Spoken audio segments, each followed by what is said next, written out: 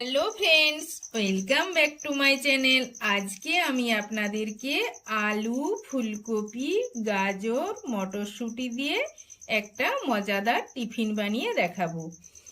আশা করি ভিডিওটি আপনাদের ভালো লাগবে, তো দেখতে থাকুন এবং উপভোগ করতে থাকুন।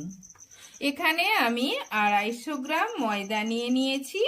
ময়দার মধ্যে দিয়ে দিচ্ছি পরিমাণ মতো লবণ, দিয়ে দেব 2 থেকে 3 চামচ পরিমাণ সাদা তেল।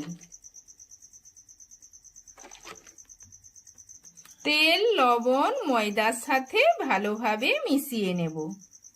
তেল, লবণ ময়দার সাথে ভালোভাবে মিশিয়ে নেওয়ার পর অল্প অল্প জল দিয়ে ময়দাটা মেখে নেব।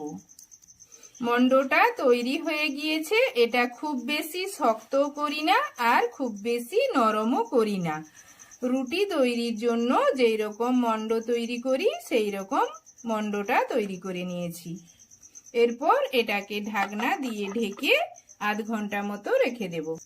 টিফিন বানানোর জন্য পুরটা তৈরি করে নেব। চুলায় কড়াই বসিয়ে দিয়েছি। কড়াইয়ের মধ্যে দিয়ে দিচ্ছি 3 থেকে 4 চামচ পরিমাণ সাদা তেল। তেলটা গরম হতে দেব। তেল গরম হয়ে গিয়েছে। তেলের মধ্যে দিয়ে দিচ্ছি একটা বড় সাইজের কুচনো পেঁয়াজ। পেঁয়াজটা ভেজে নেব। পেঁয়াজটা হালকা ভেজে নেওয়ার পর দিয়ে দিচ্ছি আলু।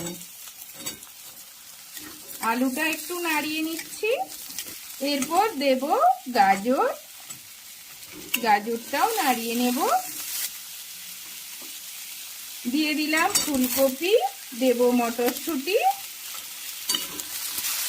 দিয়ে দিচ্ছি পরিমাণ মতো লবণ,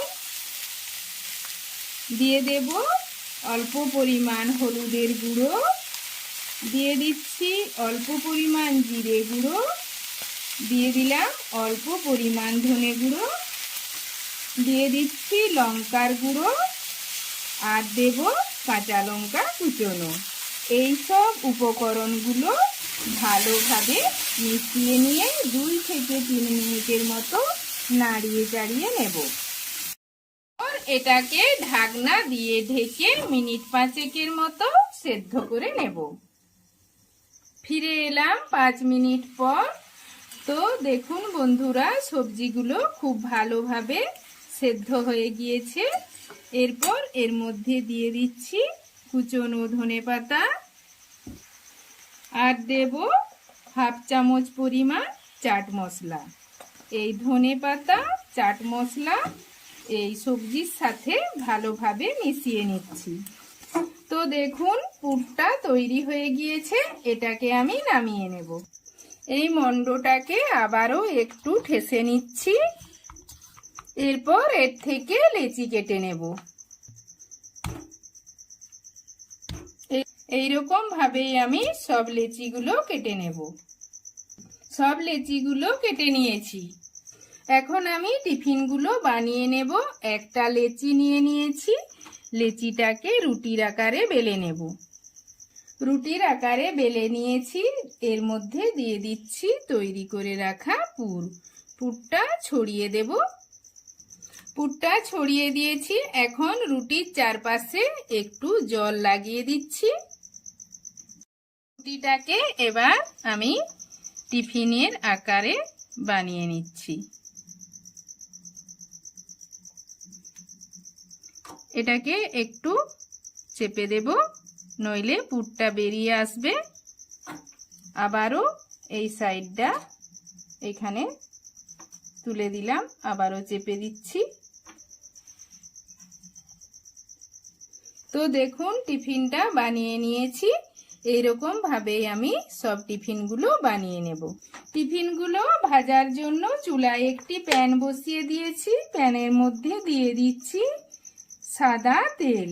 তেলটা গরম হতে দেব। তেল গরম হয়ে গিয়েছে। তেলের মধ্যে দিয়ে দিচ্ছি তৈরি করে রাখা টিফিন। টিফিনগুলো সব প্যানের মধ্যে দিয়ে দিয়েছি। এইগুলোকে আমি হালকা আঁচে ভেজে নেব। এক পাশটা ভাজা হয়ে গিয়েছে, এরপর অপর পাশটা উল্টে দেব। এই সময় কিন্তু গ্যাসের ফ্লেমটা মিডিয়ামে রাখতে হবে, হাই ফ্লেমে রাখা যাবে না, তাহলে টিফিনগুলোর বাইরের দিকটা পুড়ে যাবে আর ভেতর দিকটা কাঁচা থেকে যাবে। এই রকম উল্টে পাল্টে টিফিনগুলো ভেজে নেব। তো দেখুন বন্ধুরা, টিফিনগুলো ভাজা হয়ে গিয়েছে। এগুলো দেখতে কতটা সুন্দর হয়েছে। এগুলো দেখতে যতটা সুন্দর হয়েছে, খেতেও কিন্তু খুব ভালো লাগবে। আপনারাও বাড়িতে খুব সহজে এই রকম ভাবে টিফিন বানিয়ে নিতে পারবেন।